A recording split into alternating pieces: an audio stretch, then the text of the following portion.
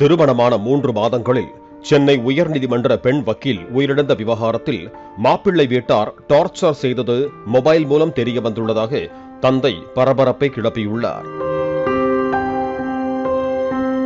சென்னை கோயம்பேட்டை சேர்ந்த சென்னை உயர்நீதிமன்ற வழக்கறிஞர் கவிதா என்பவருக்கும் திண்டுக்கல் மாவட்டம் சின்னாளப்பட்டி கிராமத்தை சேர்ந்த முன்னாள் ராணுவ அதிகாரியின் மகனும் ராணுவத்தில் மேஜர் பதவியில் மருத்துவராக இருக்கும் நாகார்ஜுன் என்பவருக்கும் மார்ச் மாதம் திருமணம் நடந்தது.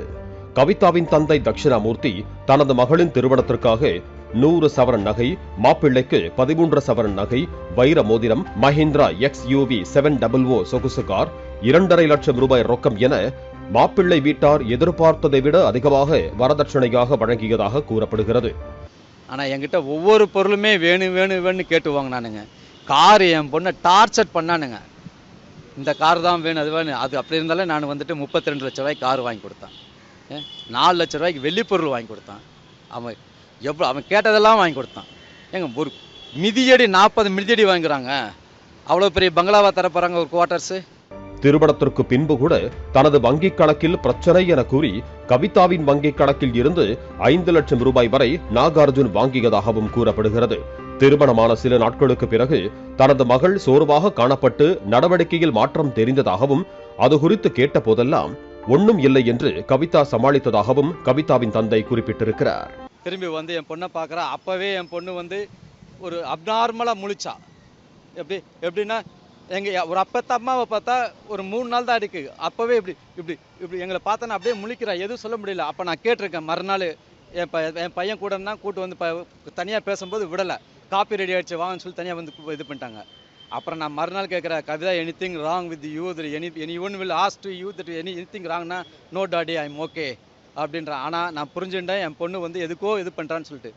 சென்னையில் இருந்து புறப்பட்டு கணவருடன் கவிதா ஜபல்பூருக்கு சென்ற நிலையில் கடந்த ஜூன் 10ஆம் தேதி நள்ளிரவு 12:30 மணி அளவில் மாமனார் ஓம் கணபதி கவிதாவின் தந்தையை தொடர்பு கொண்டு உங்களுடைய மகளுக்கு மாரடைப்பு ஏற்பட்டு மூளை நரம்புகள் பாதிக்கப்பட்டு உயிருக்கு போராடுவதாக தனது மகன் கூறியதாக தெரிவித்துள்ளார். அன்னைக்கு நைட்டேவும் 12:24க்கு அவங்க மாமனார் என்கிட்ட சின்னால்பட்டியிருந்து கூப்பிடுறாரு.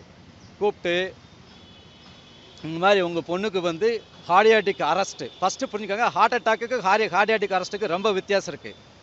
சரிங்களா? கார்டியாட்டிக் அரெஸ்ட் வந்திருக்கு. மூளைக்கு போற ஆக்சிஜன் வால்வு பிளாஸ்ட் ஆயிடுச்சு. கிரிட்டிக்கல் பொசிஷன்ல ஹாஸ்பிட்டலில் சேர்த்துருக்கான்னு அப்பவே நான் வந்து இது இல்லாம நான் வந்து கவிதாவுக்கும் அர்ஜுனுக்கு 9 மணிலேருந்து நாங்கள் ட்ரை பண்ணுறோம், எடுக்கவே இல்லை ஃபோனு. இதுலேயே சந்தேகம், நீ வந்து 9 மணிலேருந்து 12 மணி வரை ஏன் ட்ரை பண்ணுற ஒரு ஃபோனு புதுசாக கல்யாணமாகி தனியாக இருக்கிற கப்புள்ஸ் கிட்ட? அப்போது இதுக்கு முன்னாடி எல்லாம் இருந்துச்சு. இதனை கேட்டு அதிர்ச்சி அடைந்த கவிதாவின் பெற்றோர் உடனே கவிதாவின் மாமியார் மாமனாரோடு விமானம் மூலம் ஜபல்பூர் ராணுவ மருத்துவமனைக்கு சென்றிருக்கிறார்கள். எந்த அசைவும் இன்றி கிடந்த கவிதா சிறிது நேரத்தில் இறந்து விட்டதாக மருத்துவர்கள் கூறியுள்ளனர். இதனால் சந்தேகமடைந்த கவிதாவின் தந்தை தட்சிணாமூர்த்தி மகளின் கணவரிடம் என்ன ட்ரீட்மெண்ட் கொடுத்தார்கள் என பல கேள்விகள் கேட்டதற்கு ஒரு கேள்விக்கு கூட அவர் பதில் அளிக்கவில்லை என கூறப்படுகிறது. கவிதாவுக்கு வந்து கார்டியாட்டிக் நாங்கள் வந்து வாக்கிங் போகலாம், நான் மூஞ்சி கழுவிட்டு வரேன்னு சொல்லி பாத்ரூம் போனேன். கீழே விழுந்துட்டா. விழுந்த உடனே வலின்னு சொன்னா எங்கே வலிக்குதுன்னு சொல்லலை. அதனால நான் ஒன்றும் ட்ரீட்மெண்ட் பண்ணலை, ஃபர்ஸ்ட் எய்ட் பண்ணனே. ஏப்பா நான் கேட்குறேன், ஏப்பா உனக்கு தான் வலின்னு தெரியுது, நீ டாக்டர் தானே, எங்கே வலிக்குதுன்னு நீ கேட்குறான்ல, ஆஸ் அ ஹியூமன் பீ நானாக இருந்தாலும் கேட்பேன்ல, எங்கே வலிக்குது நீ ஏன் கேட்கல அப்படின்னா அதுக்கு அவன் எந்த பதிலுமே சொல்லலை. உடற்கூராய்வு அறிக்கையில் கவிதாவின் தலையில் அடிபட்டிருந்ததாக குறிப்பு உள்ளது.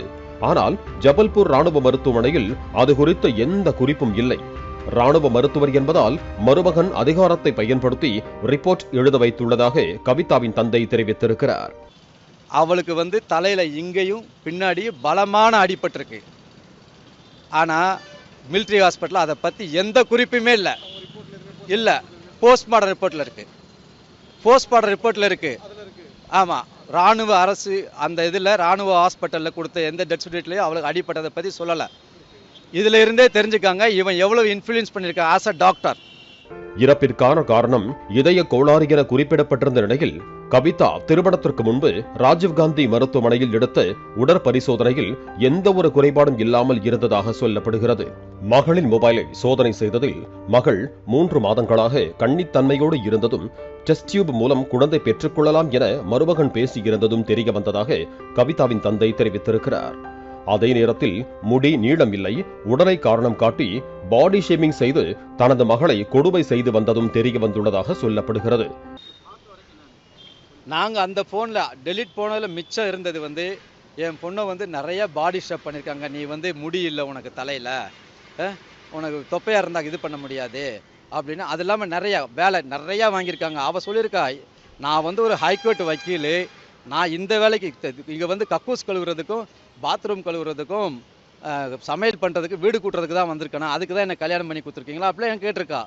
அதையெல்லாம் அவன் இதுக்கிட்ட சொல்லியிருக்கான். இதில் இன்னொரு கொடுமை என்னென்னா, கல்யாணமாயே 3 மாதம் ஆகுதுன்னு வாழவே இல்லை. அந்த பொண்ணுக்கிட்ட அவன் நம்ம டெஸ்ட் டியூப்பில் கல்யாணம் பத்துக்கலாம், குழந்தை பத்துக்கலாம் அப்படின்றான். இதை விட கொடுமை, என் பொண்ணு 3 மாசத்துல இன்னும் வேர்ஜினாவே இருக்கா. நாகார்ஜுன் குழந்தை ஆரோக்கியமாக உருவாக மருந்து தருவதாக கூறி கவிதாவுக்கு ஃபாலிக் ஆசிட் மாத்திரை ஒன்றை கொடுத்திருக்கிறார். அதனை சாப்பிட்டதால் தனக்கு மிகுந்த சோர்வு ஏற்படும் என்றும் தனது தோழி ஒருவரிடம் கவிதா தெரிவித்திருக்கிறார். இதுகுறித்து தட்சிணாமூர்த்தி காவல் நிலையத்தில் வரதட்சணை கொடுமை புகார் அளித்தும் போலீசார் நடவடிக்கை எடுக்கவில்லை, உள்ளே உட்கார அனுமதிக்கவில்லை என ஆதங்கத்தை வெளிப்படுத்தியிருக்கிறார். பிளே ஸ்டோர் மற்றும் ஆப் ஸ்டோரில் இருந்து பாலிமர் செயலியை QR கோடு மூலம் பதிவிறக்கம் செய்யுங்கள். செய்திகளை உடனுக்குடன் பெறுங்கள்.